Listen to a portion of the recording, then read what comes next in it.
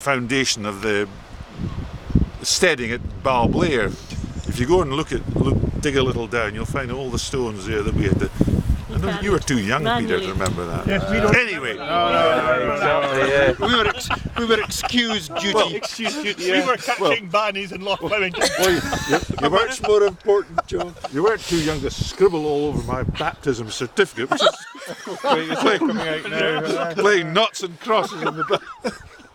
I wonder Who won? Who won? Oh, I think it was you. I think you're the one who good at the cards. Anyway, three stories, short stories. Uncle John coming up.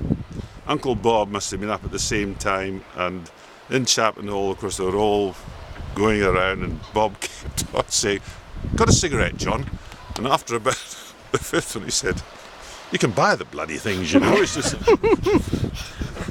And then Alistair and he coming up. I can't remember where they stopped, near Doncaster, because Jean knew it fine. I mean, that was their first night stop when they had the snipe. You remember the Humber? Super Snipe. Super Snipe. Super Snipe. That was in the garage at No, that was a Studebaker. Studebaker. Oh, that was the 37th. Minerva over the wall. wasn't it? Anyway, in London,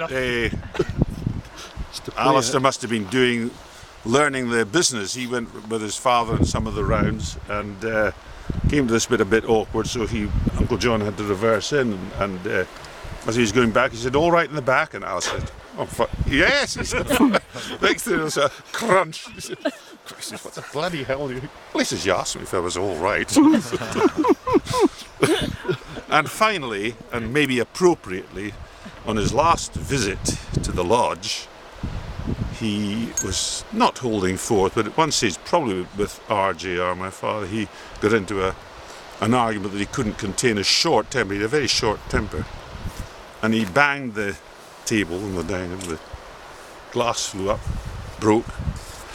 And when he was leaving, he wrote a note to Mary and said, "To the breakage of one glass £1, and to untold joy at being here beyond price."